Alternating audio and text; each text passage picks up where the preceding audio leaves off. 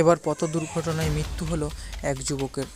আজ দুপুরে দুর্গাপুর থেকে বাঁকুড়া যাওয়ার মেন জাতীয় সড়কে বড়জোড়া থানার অন্তর্গত ফুলবেড়িয়া গ্রামে একটি বাসের সাথে বাইকের মুখোমুখি সংঘর্ষে মৃত্যু হলো এক যুবকের। পুলিশ সূত্রে জানতে পারা যায়, যুবকের নাম আনন্দ রক্ষিত, বয়স 24 বছর। বর্তমানে মৃতদেহটিকে বড়জোড়া সুপার স্পেশালিটি হসপিটালে রাখা হয়েছে।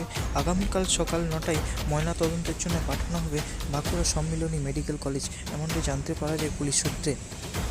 পুরো ঘটনা ছিল যে আমি যাওয়ার সময় ওই বেলেদৌড় যাচ্ছিলাম, সেই অবস্থায় ওই মাতুলসি বাসটা একজনকে গেট করে বেরিয়ে গেছে। সোজা আমি বেলেদৌড় ব্যাংকে চলে যাই। আচ্ছা, তারপরে দেখি মারা গেছে। তারপর এসে শুনলাম মারা গেছে, তারপর বেরিয়ে গেছে। আচ্ছা, হ্যাঁ, বেলেদৌড় থানা বড়জোড়া দৈখবর দুজনেই আছে। আচ্ছা, ঠিক আছে, স্বাভাবিক হয়ে যায়। আচ্ছা আচ্ছা। আপনার নাম? সঞ্জয় চৌধুরী, বাসার গ্রামে থাকি আর কি। হ্যাঁ আমি শুনলাম যে অ্যাক্সিডেন্ট হয়েছে। হ্যাঁ।